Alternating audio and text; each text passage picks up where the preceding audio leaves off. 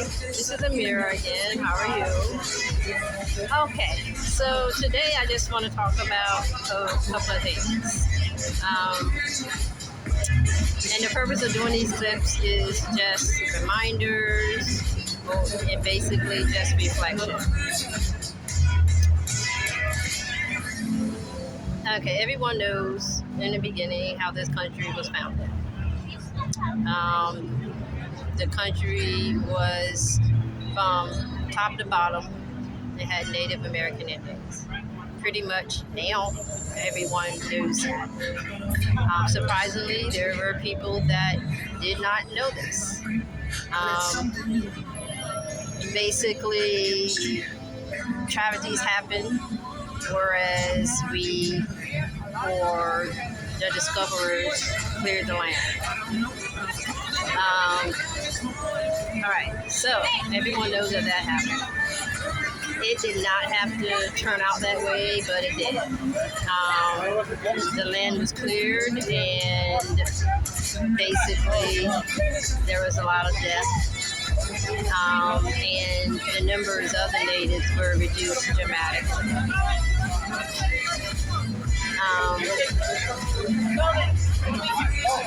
Was this supposed to happen that way? When it comes to how it happened, it really didn't have to happen that way. There were people who felt that they did not want to live on the land with the natives, and there were other people who felt, you know what, let's live with them and share the land. There was controversies. Some chose to marry among the natives and so forth, and others chose to kill them. The same thing happened with slavery.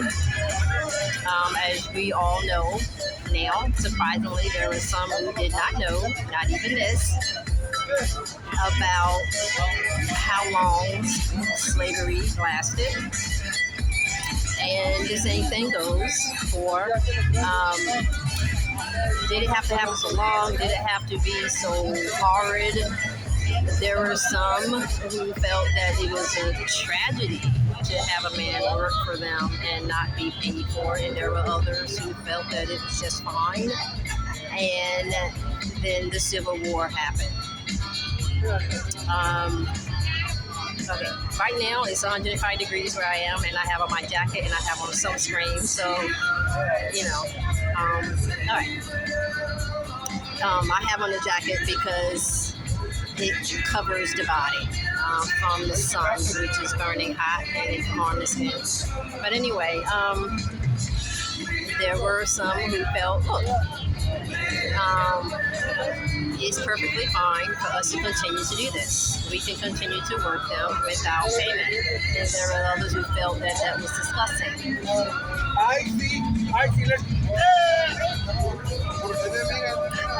What boggles my mind and what is common sense is people who felt this way did,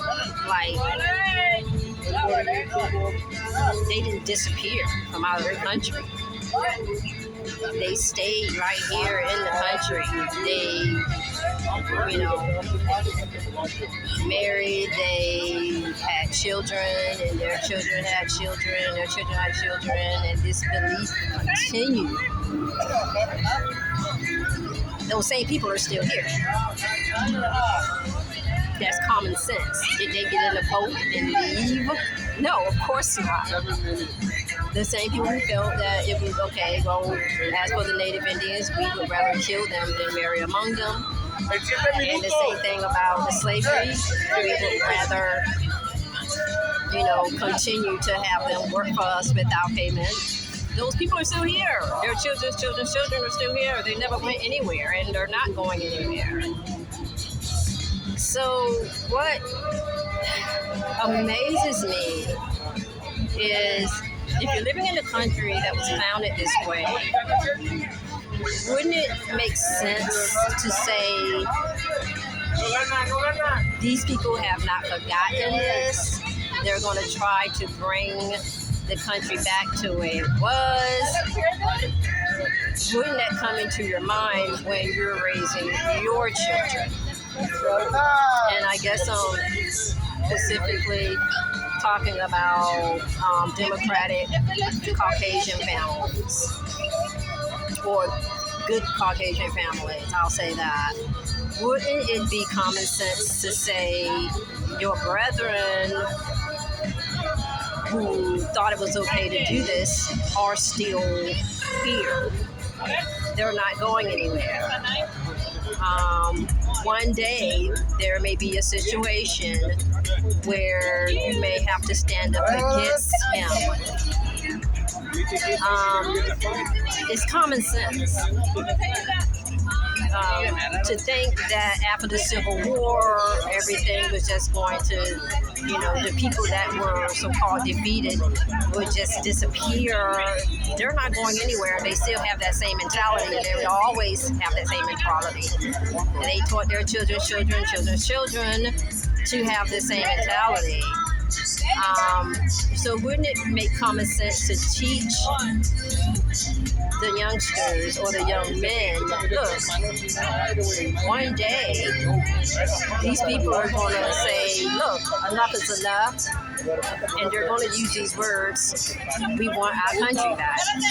They're going to say this to you, and to teach them how to stand up against that, to teach them how to stand up against that. It's kind of strange because I don't know. What do you do with Converse? Did that happen? Like, were there teachings? Were there instructions? I don't think. But maybe it was. But we're in a situation right now, whereas there is certain populations in our society that are actually saying that.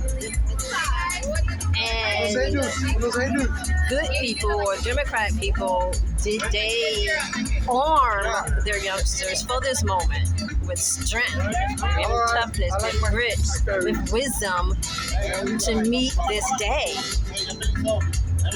Yes, I've seen these families teach their sons how to be polite. Open the door, say excuse me, say yes ma'am. I've even seen extremes of this. Be kind, which is fine.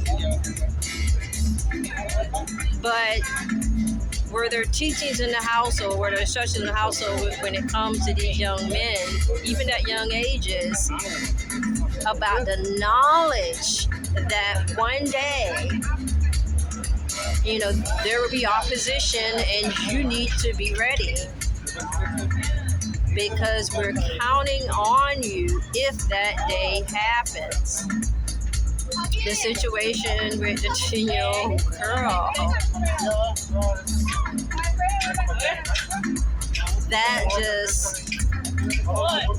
just boggles my mind. I just can't believe it. And so it's happening right now before our very eyes. It's happening right now before our very eyes. And so I'm wondering, did we prepare this generation, the last generation, for this moment? Because there is populations in this country who really seriously believe things that are different from what the average person believes, and they're not going anywhere, and they're ready. They've said it. They hold certain positions in our government. First of all.